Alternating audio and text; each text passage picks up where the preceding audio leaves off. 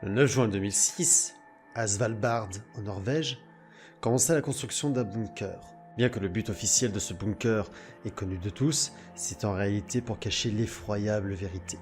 Car en effet, la NASA a repéré un super astéroïde qui a été dévié par l'attraction gravitationnelle de Nibiru, et malheureusement, cette dernière se dirige tout droit vers notre planète.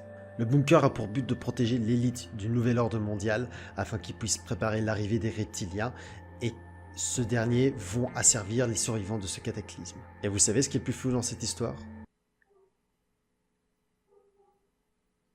C'est que tout ceci est faux. Tout ce que je vous ai dit par rapport à ce bunker est en réalité une parodie de sites conspirationnistes que j'ai pu croiser durant mes recherches. Dans les faits, le bunker existe bel et bien. Et oui, effectivement, la construction a commencé en juin 2006 et s'est terminée en février 2008. Mais ce n'est pas pour protéger des partisans reptiliens venus en soucoupe volante et en provenance de Vénus. Mais si c'est pas sujet à une conspiration, à quoi sert ce bunker perdu au milieu de nulle part? Eh ben, je vais vous le dire. Mais avant, on va parler du bunker en lui-même. L'une des photos les plus célèbres de ce bunker est celle-ci. En réalité, ce n'est que l'entrée du bunker. Car oui, le bunker a été creusé dans un flanc de montagne en grès, et ce sur plus de 120 mètres de profondeur. Donc, vous allez passer cette entrée, et vous allez tomber sur un long couloir de plus de 100 mètres. Sur ce couloir, rien de très ouf, si ce n'est qu'un local où les ouvriers peuvent se changer afin qu'ils puissent travailler, et un bureau qui recense le stock de ce bunker. Et ce couloir va donner sur 3 salles différentes, qui font chacune 250 mètres carrés. Chacune de ces salles est fermée avec une porte étanche afin de la pressuriser. Une fois passé cette porte étanche, vous allez tomber sur ça. Oui. Des étagères industrielles avec des boîtes en plastique. Mais ces boîtes en plastique referment le trésor le plus précieux de notre planète. Le Svalbard Global Seed Vault est en réalité une réserve internationale de semences.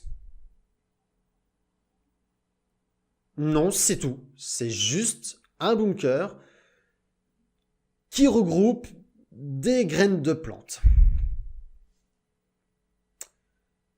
Bon, je suis mauvaise langue. C'est pas n'importe quelle semence. Ce sont des semences de plantes vivrières. Autrement dit, des plantes destinées à l'agriculture. Mais alors, on a le droit de se poser une question. Pourquoi stocker autant de semences dans un bunker perdu au milieu de nulle part? Eh bien, la raison est simple. C'est dans le cas où une ou plusieurs de ces espèces disparaît à cause des effets du réchauffement climatique. Il suffira donc de piocher dans les semences dans ce bunker pour la réintroduire. Donc vous avez bien compris, c'est en gros le grenier du monde. Et je pèse mes mots. Parce que ouais, il y a diverses associations écologistes qui contribuent au stock de ce bunker, mais aussi plein d'États à travers le monde. Et le plus insolite d'entre eux est la Corée du Nord. Oui, on parle bien de la même Corée du Nord qui balance des missiles dans la flotte et qui font juste chier leur monde juste pour faire parler d'eux. Moi aussi, ça fait un choc quand je l'ai su. Maintenant, parlons des conditions de stockage de ces semences. Je vous l'ai dit, ils sont enfermés dans des grosses boîtes en plastique, eux-mêmes empilés sur des étagères. Mais il y a plus que ça. Les 3 salles sont maintenues dans une température avoisinant les moins 18 degrés et une humidité relative de 5%. Alors là, on a en droit de se poser une autre question. Pourquoi maintenir la température aussi basse et l'humidité quasiment inexistante? Eh bien, c'est pour conserver le pouvoir germinatif des semences. Le pouvoir germinatif est tout simplement le pourcentage de chance qu'une graine peut germer ou non. Et c'est très facile à calculer.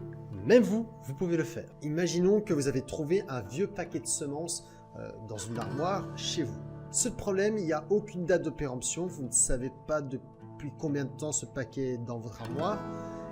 Et par conséquent, vous ne savez pas si vos semences sont bonnes ou non. Il vous suffit tout simplement de planter un certain nombre de semences, de les mettre en condition de germination et d'attendre la période où elles sont censées germer. Une fois la période de germination passée, comptez le nombre de germes et faites une règle de 3 pour convertir en pourcent.